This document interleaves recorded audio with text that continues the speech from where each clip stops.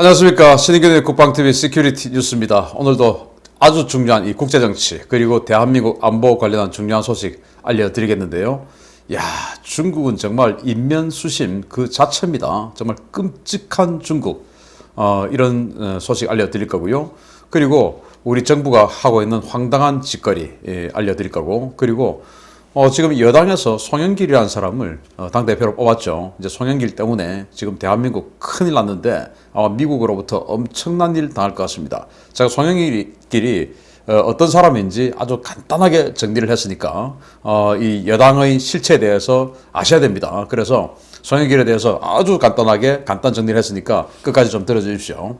중국 공산당이 인면수심의 끔찍한 범죄를 저질러 왔다는 사실은 이제 세계 여러 나라가 알고 있는 팩트인데요. 중국 공산당 내의 사법, 공안 분야 최고 권력 기구가 인도의 코로나 대량 사망 사태를 조롱해 전 세계에 충격을 주고 있습니다. 이게 과연 사람이 할 짓인가 눈과 귀가 의심되는 상황입니다. 최근 인도가 중국발 코로나로 엄청난 인명피해를 겪고 있는 인류사적 재앙에 직면한 상황에서 전 세계가 인도의 어려움을 함께 나누기 위해 동분서주하고 있는 모습인데요. 중국 공산당의 최고 권력기관이 인도의 이러한 재난을 조롱하고 나서 전 세계적인 분노가 확산되고 있습니다. 중국 공산당 중앙정치법률위원회는 올 1일 중국판 트위터인 웨이보 계정에 중국 점화 vs 인도 점화라는 글과 함께 두 장의 사진을 올렸습니다. 이 사진에서 설명하는 중국 점화란 중국이 지난달 30일 발사한 텐허 우주정거장 모듈을 발사하는 모습이었는데요. 함께 나란히 게재된 인도 점화 사진은 그야말로 충격 그 자체였습니다. 중국 전법위가 인도 점화라고 올린 사진은 인도의 코로나 사망자 화장 모습이었는데요. 전법위는 인도에서 코로나가 급증하고 방역을 위해 시신을 화장하는 일이 급증한 것을 두고 자신들의 로켓 발사와 비교하며 조롱하는 인간으로서는 할 수 없는 끔찍한 조롱을 하고 나선 것이었습니다. 인도는 격분했습니다. 인도 외교부는 즉각 중국 정부에 항의했고 베이징 주재 인도 대사관 역시 중국 정부에 공문을 보내 관계자 처벌과 사과를 요구했는데요. 중국 당국은 항의가 있고 만 이틀이 지난 뒤 게시물을 내렸지만 인도에 대한 사과는 하지 않아 공분을 사고 있습니다. 중국에서 시작된 역병으로 이웃나라인 인도가 겪고 있는 참극에 대해 도움은 주지 못할 망정 무고한 사람들의 죽음을 비웃고 조롱하는 중국 공산당 최고 권력자들의 충격적인 행태에 인도 여론은 들끓고 있는데요. 도널드 트럼프 전 행정부와 미 공화당이 왜 중국 공산당을 테러 단체로 규정해야 한다고 지적했는지 알 것 같다는 평가가 나오고 있습니다. 야, 정법. 정말 이 중국에서 최고의 권력기관입니다. 정법이라고 하면은 북한으로 치면 조직지도부 정도 되는 그런 건데 사법기관, 감찰기관, 무경, 법원 이 모든 것들을 통제하고 지도하는 지휘하는 그 기구가 바로 중국 공산당 정법이에요. 정말 무지막지한 권력자죠. 그래서 최근까지는 지금 이 장점인 게 상하이방에서 이 정법을 장악을 해왔었어요. 지금 뭐 최근에 숙청된 뭐 저우융캉이라든지 멍젠주 이런 사람들이 이제 여기에 활약을 했는데 아무튼 이 정법에서 자신들이 운영하는 게시판에다가 올리고 그걸 웨이보에다가 링크를 했는데 한번 보겠습니다. 야, 자기네들 이제 우주정거장에 올려가는 테너 모듈 이제 거기다가 이제 부품 같은 거 실어주고 하는 그 로켓 발사하는 장면. 그리고 인도에서 지금 하루에 수십만 명씩 코로나 환자 발생하고 있죠. 그러면서 수천 명씩 지금 죽어나가고 있는데 그 인도의 화장 장면을 올리면서 이게 인도와 중국의 차이다 라는 듯한 이 조롱 글을 올렸는데 이게 바로 정법에서 한 짓입니다. 그냥 뭐 일반 개인이 한 게 아니고 중국 공산당의 최고 권력기관 정법에서 한 짓이다 이겁니다. 우리로 치면 국정원 그리고 법원, 검찰, 경찰 이 모든 것을 아우르는 그 상위관 그 상위기관의 최고 책임자가 이런 짓을 한 겁니다. 그래서 이제 인도는 분노를 해서 항의를 했더니 뭐 한 이틀 있다가 게시물은 내렸지만 미안하다 소리는 안 하고 인도는 지난 2017년이었죠. 주저거우 지진이라고 스촨성에서 지진이 발생했어요. 진도 6.5. 그래서 당시 사망자 24명, 부상자가 493명의 부상자가 발생했는데 이때 인도와 중국은 국경 분쟁 중이었습니다. 그 분쟁 중이었음에도 불구하고 인도의 모디 총리는 즉각 애도의 성명을 발표를 했었어요. 사실은 이게 정상이지 않습니까? 그런데 지금 이런 식으로 조롱을 하고 있다. 또 이 코로나19가 어디에서 발현한 겁니까? 바로 중국에서 만들어서 유포한 거 아니겠습니까? 그래 놓고 지금 이 전 세계적으로 수백만 명, 수천만 명을 감염시키고 수백만 명을 지금 죽게 만들고 있는 이런 흑사병 이후에 최고의 재앙을 만들어낸 이 중국이 이런 짓을 한다? 정말 이들은 정말 정상이 아닙니다. 그런데 우리 국내 정치인 중에 이런 중국을 너무나 흠모하고 사랑하는 사람들이 많죠. 제가 좀 이따가 말씀을 드리겠지만은 지금 여당 대표가 된 송영길이 대표적인 친중 인사죠. 중국을 거의 흠모하고 상국으로 지금 생각할 정도로 저는 그렇게 판단할 정도인데 아무튼 이런 인간 같지도 않은 중국이란 나라를 그렇게 흠모하는 사람들이 많다라는 게 정말 희한합니다. 그 희한한 대한민국도 한번 보여드리겠습니다. 정부가 현행 사회적인 거리두기 단계를 23일까지 3주 연장한다고 발표했습니다. 5인 이상 집합금지를 지속하겠다는 것인데 공무원들과 특정 지역은 해당 규제를 적용하지 않아 국민 통제를 위한 정치 방역이라는 비난이 쏟아지고 있습니다. 중앙방역대책본부는 2일 수도권 2단계, 비수도권 1.5단계를 유지하고 있는 현행 사회적 거리두기 단계를 오는 23일까지 3주간 연장한다고 밝혔습니다. 해당 조치에 따라 수도권에서는 5인 이상 집합금지 단속이 더욱 강화되는데요. 당국은 음식점과 카페는 물론 공원 등지에 단속 요원을 집중 배치해서 대대적인 단속을 예고하고 나섰습니다. 문제는 도대체 어떤 과학적 근거로 시행되고 있는지 알 수 없는 5인 이상 집합금지의 적용 대상인데요. 중대본은 공공부문의 사적 모임 금지를 해제한다 라고 밝히며 공무원들에게는 해당 금지 조치가 적용되지 않는다 라고 밝혔다가 일반인은 모임하면 코로나 걸리고 공무원은 회식해도 감염 안 되는 것이냐 라는 여론의 질타를 받고 당일 말을 바꾸어 공무원도 일반인 수준으로 적용하겠다라는 것이다 라는 변명을 들고 나왔습니다.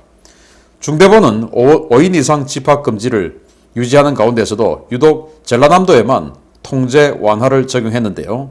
전남은 3일부터 사적 모임은 6인까지 즉 7인 이상 집합금지고 행사 인원은 300명까지 허용하며 그동안 금지됐던 스포츠 관람 역시 좌석 띄우기를 조건으로 허용되는 파격적인 특혜가 적용되었습니다. 5인 이상 집합금지는 세계 어느 나라에서도 유례를 찾아보기 힘든 이른바 한국판 5호 담당제라는 비난을 받고 있는 과학적 근거가 전혀 없는 기본권 제한 사례로 꼽히는데요. 주민 통제를 위한 당국의 정치 방역에 한국의 코로나 바이러스는 5인 이하인 모임, 전남 지역에서의 모임, 좌파, 친정부 집회는 피해가는 전무후무한 인공지능 바이러스냐라는 비아냥이 쏟아지고 있습니다. 여러분들 웃기죠? 아니 5인 이상 집합금지인데 왜 전라남도는 7인 이상 집합금지이고 다른 데는 5인 이상 집합금지냐? 라는 반론을 했을 때 도대체 뭐라고 대답을 할지 모르겠습니다. 전라남도에는 코로나 바이러스가 5명, 6명까지는 전파가 안 되는 그런 코로나 바이러스고 다른 데는 5명 있으면 여지없이 걸려버리는 이런 바이러스인가요? 참 희한하죠. 참 목소리 큰 데는 승리하나 이런 생각을 해보고 역시 이제 이 대한민국은 빽이 중요하나 이런 생각도 해볼 수 있는 그런 상황인데 참 희한합니다. 자, 얼마 전에 대통령이 청와대 인사들의 퇴임 이런 것들로 인해서 이제 행사하고 회식을 했죠. 그런데 5인이 넘었어요. 그걸 가지고 이제 5인 이상 집합금지 위반이다 하고 여러 가지 이제 비난이 나왔었고 그러다 보니까 이 중대본에서 또 이제 딸랑거리느라고 이제 대통령을 보호하기 위해서 공무원들은 5인 이상 집합금지 해제라고 이야기를 한 겁니다. 대통령 보호하려고. 그래가지고 오히려 더 여론의 융단 폭격을 받았죠. 무슨 소리 하냐? 공무원은 코로나 안 걸리냐? 이렇게 된 거죠. 참 기가 찹니다. 어떻게 이런 걸 보고 우리나라가 독재국가가 아니다라고 말을 할 수 있겠습니까? 이렇게 지금 공무원들이 절절절절 기고 있는데 청와대에 정말 희한한 나라죠. 자, 그런데 여러분들 버스와 지하철에서 코로나 바이러스가 감염됐다라는 말을 들어본 적 있습니까? 여러분들 출근 시간에 서울 지하철 9호선 뭐 이런 거 한번 타보십시오. 야, 끔찍하지 않습니까? 9호선 정말 뭐 콩나물시루도 그런 콩나물시루가 없죠. 그리고 광화문으로 또 강남으로 가는 시내 버스들 보십시오. 출근 시간에 정말 뭐 어마어마합니다. 그 밀도가. 그리고 그 지하철로 내려가는 각 마을 버스들 보십시오. 얼마나 많은 사람들이 타고 마을 버스를 타고 지하철로 갑니까? 그 사람들은 한 명도 안 걸려요. 희한하게. 정말 기가 차는 그런 상황인데, 그리고 저는 그 코로나 바이러스를 담당하는 이 참 어려운 와중에서도 참 고생을 하시는 분들이 있는데, 제가 지난 연말에 코로나 걸렸을 때 저도 지금 최근에 알았어요. 제가 이제 이 병원에 가서 내과 병원에 가서 진료를 받다가 내과 의사 선생님이 이 코로나 한번 검사를 받아보는 게 좋겠다 해서 이제 선별진료소 가서 코로나를 받았어요. 그래서 이제 확진 판정을 받았는데, 그 과정에서 제가 이제 이 다른 그 감기 몸살 관련한 약을 1층에 있는 약국에서 받고 제 카드로 결제를 하고, 그리고는 이제 병원으로 선별진료소로 가서 다시 받았는데, 나중에 알고 보니까 그 약국의 약사님이 카드를 저하고 주고받는 과정에서 장갑을 안 꼈더라 이겁니다. 그래서 그 약국이 보름 동안 문을 닫았답니다. 그런데 그 약국으로서는 얼마나 억울하고 저는 지금 얼마나 미안합니까? 지금 최근에 알게 됐는데. 그런데 이게 얼마나 무지한 짓인가 하면은, 바이러스는 생명체, 유기체에 붙어서 기생을 하는 것이지, 이런 그 생명이 없는 카드나 이런 데는 기생을 해서 생존을 할 수가 없어요. 그런데 그 카드를 주고받았다고 바이러스 전파가 됐을 거다 하고는 세상에 그 약사님을 격리시키고 그 약국을 15일 동안 문을 닫게 만들고, 이게 얼마나 무지한 짓입니까? 그런데 그렇게 무지막지하게 전파력이 이 무생물에도 그냥 묻어서 전파한다고 지금 생각하는 그 황당한 이런 바이러스가 전라남도에는 전파가 안 되고, 또 공무원들한테는 전파가 안 되고, 또 좌파들 집회하는 데서는 전파가 안 되고, 우파들만 집회하면 무조건 거기서 완전히 그냥 팬데믹이 생겨버리고, 이거 희한한 바이러스 아닙니까? 그러니까 정치 방역이다 소리가 나오는 것이죠. 이 정치 방역 이것까지도 사실은 정권을 바꾸어서 도대체 어떤 짓거리를 이 방역을 가지고 해왔는지 다 밝혀내야 됩니다.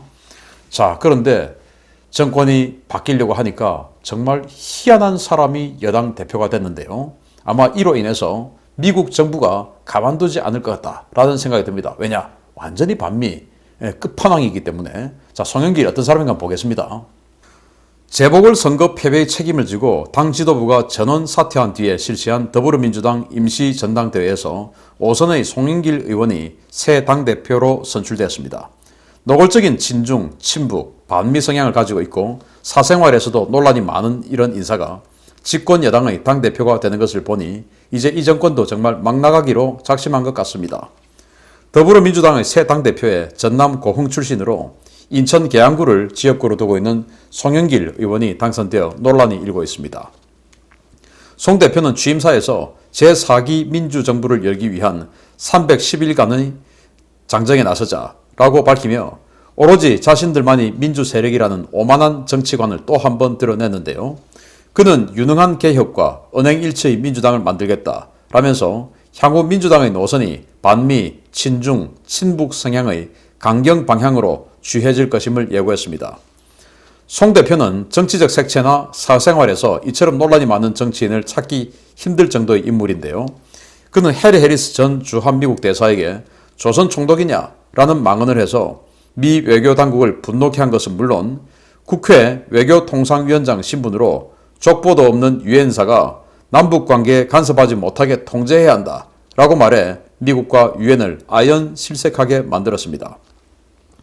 북한에 대해서는 김정은 위원장이 핵개발을 한 뒤 경제가 호전되었으며 북한은 행복하게 살려는 가족주의적인 나라라는 망언을 하는가 하면 5,000개의 핵무기를 가진 미국이 북한에게 핵무기를 포기하라고 요구할 수 있느냐라며 북핵을 옹호하는 상식 밖의 주장을 꺼내 비난받은 바 있습니다.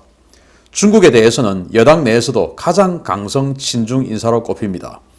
그는 중국의 입장을 읊으며 줄기차게 사드 배치를 반대했고 정권 출범 직후부터 대통령 직속 북방경제추진위원장을 맡으며 중국의 1대1로를 한국에 연계하기 위해 백방으로 노력했습니다.